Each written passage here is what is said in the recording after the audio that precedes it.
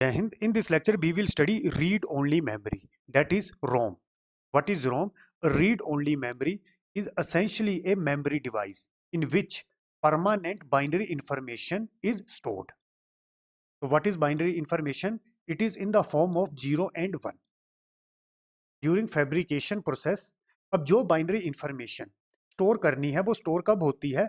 During fabrication और during manufacturing process. जो designer होता है वो इंफॉर्मेशन को स्टोर करता है. तो simply the binary information must be specified by the designer. जो इंफॉर्मेशन स्टोर करनी है वो डिजाइनर स्पेसिफाई करता है, and it is then embedded in the unit to form the required interconnection pattern. अब बच्चों, जो इंफॉर्मेशन स्टोर की जाती है उसको कैसे किया जाता है? इंटरकनेक्शन पैटर्न की हेल्प से इंफॉर्मेशन स्टोर की जाती है. Once the pattern is established, जैसे इंफॉर्मेशन स्टोर हो जाती है तो उस केस में it stays within the unit when the power is turned off and on again. बच्चों, अगर पावर ऑन कर देते हैं या ऑफ कर देते हैं, जो इंफॉर्मेशन स्टोर होती है उस पर कोई फर्क नहीं पड़ता है, इंफॉर्मेशन स्टोर रहती है. As the name suggests, it is only for reading the information from it. What is ROM? Read only memory. ROM में इंफॉर्मेशन स्टोर कौन करता है? डिजाइनर. तो सिंपली यूजर क्या करता है? जो इंफॉर्मेशन स्टोर होती है उसको जस्ट रीड करता है. That is it is known as read only memory. The ROM which can be programmed is called PROM. That is programmable ROM. इसका क्या मतलब है? रोम में इंफॉर्मेशन स्टोर करनी होती है. इंफॉर्मेशन कैसे स्टोर की जाती है? With the help of program, and that is known as PROM. The process of entering information in ROM is known as programming. जो रोम में इंफॉर्मेशन स्टोर की जाती है उस प्रोसेस को बोला जाता है programming. Now we will study organization of ROM. This is a block diagram. This is the K inputs and these are the outputs. अब बच्चों, ये के इनपुट्स है. ये के इनपुट्स क्या बताता है? एड्रेस. रोम में क्या होता है? जो डेटा होता है वो डिफरेंट मेमोरी लोकेशन में स्टोर होता है. अब ये जो डेटा है वो किस मेमोरी लोकेशन में स्टोर है उसको कौन बताएगा? ये के इनपुट्स बताएगा. और ये जो इनपुट्स होता है ये बाइनरी फॉर्म में होता है. फॉर एग्जांपल, मैं के की वैल्यू ले रहा हूं 2. के की वैल्यू मैंने ली 2 और ये के इनपुट्स किस में होता है? बाइनरी फॉर्म में. अगर के की वैल्यू 2 है तो इस रोम में टोटल मेमोरी लोकेशन कितने होंगे? 4. बाइनरी में वो लोकेशन क्या क्या हो सकती हैं? 0 0 0 1 1 0 1 1. इसी तरह से अगर के की वैल्यू लेते हैं 3 तो टोटल कितनी मेमोरी लोकेशन होंगी? 8. फ्रॉम 0 0 टू लास्ट में क्या होगा? 1 1 1. तो बच्चों, अगर मैं के की वैल्यू लेता हूं 2 तो कितनी मेमोरी लोकेशंस होंगी? 4. That is 0 1 2 3. तो के क्या बताएगा? Simply provide the address for memory. तो रोम के केस में डिफरेंट मेमोरी लोकेशन होते हैं. तो कौन सा मेमोरी लोकेशन सेलेक्ट करना है वो कौन बताएगा? के इनपुट्स बताएगा. इसी तरह से बच्चों आगे लिखा है क्रॉस एन. इसका क्या मतलब है? अब ये डिफरेंट मेमोरी लोकेशन, अगर के की वैल्यू 2 लेते हैं, अब ये जो डिफरेंट मेमोरी लोकेशन है इन मेमोरी लोकेशंस में कितने बिट्स बाइनरी डेटा स्टोर है उसको एन से रिप्रेजेंट करते हैं. अगेन आई एम रिपीटिंग, यहाँ पर जो मेमोरी लोकेशन है वो 0 से लेके 3 है. इन मेमोरी लोकेशंस में रोम में क्या होता है? डेटा स्टोर होता है. इन मेमोरी लोकेशन में जो डेटा स्टोर है वो कितने बिट्स का है उसको एन से रिप्रेजेंट करते हैं. तो सिंपली एन आउटपुट्स क्या बताएगा? Data bits of code word. अब इस वर्ड का क्या मतलब है? बच्चों, अगर मैं 0 या 1 लिखता हूं तो इसको बोला जाता है बिट्स. 8 बिट के कॉम्बिनेशन को बोला जाता है वाइट. इसी तरह से वाइट्स के कॉम्बिनेशन को वर्ड बोला जाता है. तो सिंपली एन आउटपुट्स क्या बताएगा? Data bits of stored word. तो के क्या बताएगा? कौन सी मेमोरी लोकेशन सेलेक्ट करनी है. के में हम जैसे इनपुट एंटर करेंगे, फॉर एग्जांपल मैं के में एंटर करता हूं डेटा 1 1, तो 1 1 के केस में क्या होगा? ये जो मेमोरी लोकेशन है थर्ड वाली, ये मेमोरी लोकेशन सेलेक्ट होगी. और जैसे ये मेमोरी लोकेशन सेलेक्ट होगी उस मेमोरी लोकेशन में जो डेटा होगा वो मुझे आउटपुट में मिलेगा. जर्नल बे में रोम का साइज हम कैसे लिखते हैं? 2 to the power k, that is 2 to the power k क्या है? Address for memory. Into N. N is data bit of stored word. This is a size of ROM. के यहाँ पे बताएगा इनपुट्स, एन बताएगा आउटपुट्स। बच्चों इस रोम को देखते हैं, this is 32x8 ROM. General way में फार्मूला होता है 2 to the power k into n. तो बच्चों इसको कैसे मैं लिखूंगा, 2 to the power 5 into n क्या है 8, तो k क्या है 5।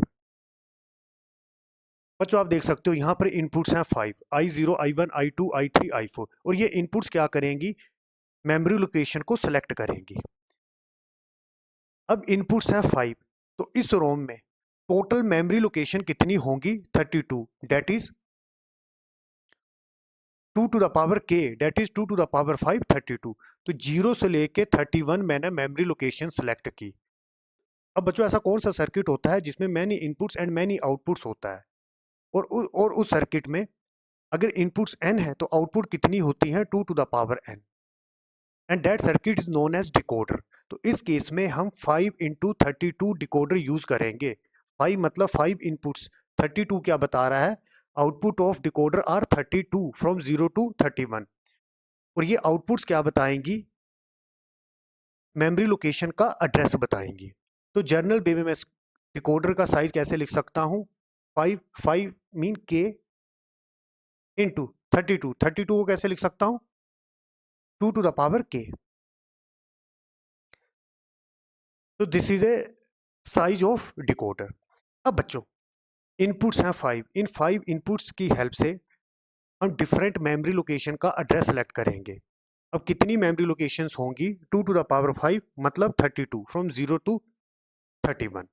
अब बच्चों इन मेमोरी लोकेशंस में फ्रॉम 0 to 31 कितना बिट डेटा स्टोर है। रोम क्या करता है, रोम के केस में जो बाइनरी इंफॉर्मेशन होती है वो स्टोर होती है। इन मेमोरी लोकेशन में कितना बिट डेटा स्टोर है उसको किससे रिप्रेजेंट करते हैं, n, और n इस केस में कितना है 8। अब बच्चों आगे कनेक्शन कैसे लगाए जाते हैं, n 8 है तो आपने 8 और गेट लगाने हैं, A0, A1, A2, A3, A4, A5, A6, A7। इसी तरह से these are the memory locations from 0 to 31, और हर एक मेमोरी लोकेशन में जो डेटा स्टोर होगा वो 8 बिट का होगा। फॉर एग्जांपल मैं इस मेमोरी लोकेशन को देखता हूँ, इस मेमोरी लोकेशन में 8 बिट डेटा कैसे स्टोर होगा, इस तरह से। ये जो लोकेशंस हैं, कितनी लोकेशन है ये 8 बिट, तो इन लोकेशन में 8 बिट डेटा स्टोर होगा। बच्चों ये जो पॉइंट्स हैं दीज आर द इंटरसेक्शन। इनको इंटरसेक्शन क्यों बोला, यहां पर क्या हो रहा है, फॉर एग्जांपल मैं इसको लेता हूं, दीज आर द और गेट्स इनपुट्स। ये जो पॉइंट हैं, इन पॉइंट्स में क्या हो रहा है, और गेट में इनपुट अप्लाई कर रहे हैं, और साथ में इन पॉइंट्स में क्या हो रहा है, these points are the intersection between inputs of OR gates. For example these are the inputs of OR gate and outputs of decoder, तो these are the intersection points. अब बच्चों ये इंटरसेक्शन पॉइंट कैलकुलेट करने हैं, मतलब इस तरह से टोटल इंटरनल कनेक्शन कितने बनेंगे। जैसे मैं इस और गेट को लेता हूँ, एक और गेट को लेता हूँ, तो यहाँ पर टोटल इंटरनल कनेक्शन कितने बनेंगे, डिकोडर की आउटपुट्स हैं फ्रॉम 0 to 31 दैट इज 32। तो यहाँ से लेके यहाँ तक जो टोटल इंटरनल कनेक्शन बनेंगे वो होंगे 32, और ये इंटरनल कनेक्शन क्या होते हैं, these are the intersection points. इसी तरह से बच्चों यहां पर कितने और गेट यूज किए, 8, तो टोटल इंटरकनेक्शन कितने बनेंगे 32 इंटू 8 दैट इज 256। अगेन मैं एक बार रिपीट कर रहा हूं, जैसे मैंने इस और गेट को लिया तो यहां पर कितने कनेक्शन बने 32 from 0 to 31 that is this one. इसी तरह से कितने और गेट लगाए हैं 8, तो ये टोटल कनेक्शन कितने बनेंगे 32 इंटू 8 256। तो जर्नल वे में मैं कैसे लिख सकता हूं, 32 को लिखूंगा 2 to the power k, 8 क्या है n। जर्नल वे में मैं क्या बोलूंगा, अगर इनपुट्स मेरे पास k है और जो मेमोरी लोकेशन में डेटा स्टोर किया है वो n बिट में स्टोर किया है, तो टोटल इंटरनल कनेक्शन या फिर इंटरसेक्शन पॉइंट कितने बनेंगे 2 to the power k into n। इसी तरह से बच्चों कितने और गेट लगाएंगे, और गेट कितने लगाएंगे जितना बिट डेटा हमने लोकेशन में स्टोर करना है। That is n। जैसे n यहाँ पर था 8, 8 और गेट लगाए, तो कितने और गेट जर्नल में लगाएंगे तो एक्सप्रेशन क्या होगा, n। तो सिंपली अगर मेरे पास कोई डिकोडर है जिसकी इनपुट्स हैं k और डिफरेंट मेमोरी लोकेशन में जो डेटा स्टोर है वो है n, तो पहले डिकोडर कौन सा यूज होगा, तो डिकोडर का एक्सप्रेशन होगा k into 2 to the power k। इसी तरह से कितने इंटरनल कनेक्शन लगेंगे उसका एक्सप्रेशन होगा this one, 2 to the power k into n। इसी तरह से कितने और गेट लगेंगे उसका एक्सप्रेशन होगा n। और रोम का साइज कैसे लिखेंगे, 2 to the power k into n। अब बच्चों रोम में डेटा स्टोर कैसे होता है, 0 और 1 की फॉर्म में होता है। इसी तरह से ये जो पॉइंट्स हैं these are the intersection points. Intersection points को कभी कभी क्रॉस भी बोला जाता है, for example these are the cross points. अब जो डेटा स्टोर होगा वो 1 या 0 की फॉर्म में होगा। उसको कैसे स्टोर किया जाता है बच्चों, काफी सारे मेथड होते हैं डेटा स्टोर करने के लिए। एक सिंपल मेथड ये होता है, ये जो इंटरसेक्शन पॉइंट है यहाँ पर हम एज ए स्विच एज्यूम करते हैं। अगर ये स्विच क्लोज होंगे तो उस केस में फॉर एग्जांपल ये यहाँ पर स्विच लगा है और ये स्विच क्लोज है तो मैं यहाँ पर बोलूंगा डेटा स्टोर है 1। इसी तरह से ये स्विच अगर ओपन है तो मैं बोलूंगा यहाँ पर जो डेटा स्टोर है वो है 0। इसी तरह से बच्चों एक और मेथड होता है, ये जो इंटरसेक्शन पॉइंट है यहाँ पर क्या लगे होते हैं, डिफरेंट फ्यूज। अगर फ्यूज क्लोज है उसको मैं रिप्रेजेंट करूंगा इस तरह क्रॉस से। इसका मतलब है यहाँ पर फ्यूज क्लोज है और इसका मतलब है यहाँ पर जो डेटा है वो लॉजिक 1 स्टोर है। इसी तरह से बच्चों अगर मैं इसको देखता हूँ, यहाँ भी फॉर एग्जांपल मैंने क्रॉस लगाया है, मतलब यहाँ पर फ्यूज कनेक्टेड है, यहाँ पर स्विचेस लगे हैं, यहाँ पर फ्यूज कनेक्टेड है, मतलब दिस इज लॉजिक 1। अगर फ्यूज को मैं ऑफ कर देता हूँ, फ्यूज को मतलब ब्लोन कर देता हूँ, तो उस केस में हम इसको इसी तरह से रिप्रेजेंट करेंगे, इसका मतलब लॉजिक 0। इस केस में हम क्रॉस नहीं लगाएंगे। इसका क्या मतलब है, यहाँ पर जो फ्यूज है उसको ब्लोन कर दिया है, मतलब फ्यूज को ओपन कर दिया है। अगेन अगर इस तरह से क्रॉस लगा है तो यहाँ पर आपने जूम करना है लॉजिक 1 स्टोर है। अगेन अगर इस तरह से लगाया है दिस इज लॉजिक 1, यहाँ पर कुछ नहीं लगाया है तो दिस इज ए लॉजिक 0। यहाँ पर जो फ्यूज है वो क्या है, ओपन। और यहाँ पर जो क्रॉस है इसका क्या मतलब है, यहाँ पर फ्यूज क्लोज है और जहां पर हमने क्रॉस नहीं लगाया है, यहाँ पर नहीं लगाया है, इसका मतलब यहाँ पर फ्यूज ओपन है, मतलब यहाँ पर फ्यूज को हमने ब्लोन कर दिया है। और फ्यूज को ब्लोन कैसे किया जाता है, सिंपली एक रिक्वायर्ड वोल्टेज अप्लाई की जाती है और ये जो कनेक्शन है ये ओपन हो जाता है। बच्चों एक एग्जांपल से देखते हैं। फॉर एग्जांपल अगर डिजाइनर ने रोम बनानी है तो वो कैसे होता है, तो इनिशियली बच्चों उसके पास होता है table, according to that table connection लगाने होते हैं। For example these are the inputs, कितनी इनपुट्स हैं, this is a truth table, आप इसको बोल सकते हो ट्रुथ टेबल या रोम टेबल। इनिशियली कनेक्शन कैसे लगाए जाते हैं रोम में, अब हम वो देखेंगे। फॉर एग्जांपल हमारे पास टेबल है, ये इनपुट्स हैं from I0 to I4। Inputs क्या बताती है, मेमोरी लोकेशन। तो कितनी मेमोरी लोकेशन सेलेक्ट होंगी, 32 फ्रॉम 0 to 31। यहाँ पर मैंने डॉटेड लाइन लिखा है, इसका क्या मतलब है, दीज आर 4 5 6 अप टू 31। इसी तरह से बच्चों 0 से लेके 31 32 मेमोरी लोकेशन सेलेक्ट होंगी। इन लोकेशन में डेटा कितने बिट्स का स्टोर होगा उसको n से रिप्रेजेंट करते हैं। तो यहाँ पर देख सकते हैं 8 बिट डेटा स्टोर है, A0 to A7। अब ये जो डेटा स्टोर है वो किस फॉर्म में होगा, 0 या 1। तो इनिशियली वो डिजाइनर डिसाइड करता है according to requirement of user. For example इस मेमोरी लोकेशन में जो डेटा स्टोर है वो दिस वन। इसी तरह से इस मेमोरी लोकेशन में जो डेटा स्टोर है वो ये है। इसी तरह से मैंने लास्ट में ले लिया है, इस मेमोरी लोकेशन में जो डेटा स्टोर है वो इस तरह से है। अब बच्चों डिजाइनर रोम डिजाइन कैसे करेगा, यहाँ पर इनपुट्स हैं 5, के है 5, सिंपली के बच्चों है 5, एन है 8। तो रोम का साइज क्या होगा हमें ऑलरेडी पता है, 2 to the power k into n. तो 5 इनपुट्स है, मैंने 5 इनपुट्स लिख लिया फ्रॉम I0 टू I4। आगे जो मेमोरी लोकेशन सेलेक्ट होंगी वो होंगी 32 फ्रॉम 0 टू 31। उसके लिए हम क्या यूज करेंगे, decoder, that is 5 cross 32 decoder. इस तरह से बच्चों आगे लाइंस खींच लेनी है। These are the 8 OR gate from A0 to A7। अब बच्चों फर्स्ट मेमोरी लोकेशन में जो डेटा स्टोर है वो क्या है, A7 पे 1 है, तो यहां पर क्या लगाएंगे, A7 पे 1 है तो बच्चों this is a cross A7 0, तो यहां पर कुछ नहीं लिखेंगे, by default this is 0। A5 पे 1 है, that is this one. A4 पे 1, A3 पे नहीं, A2 में 1, A1 में 1, A0 में कुछ नहीं।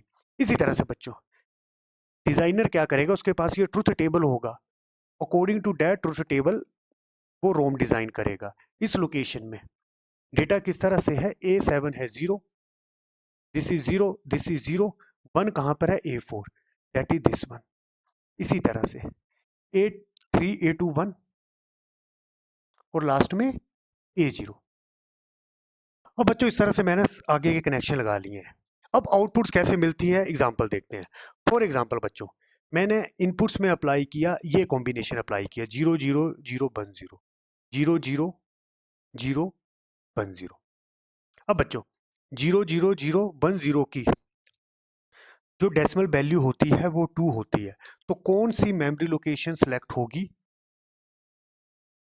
2, दैट इज 0 1 2। ये मेमोरी लोकेशन बच्चों सेलेक्ट हो जाएगी।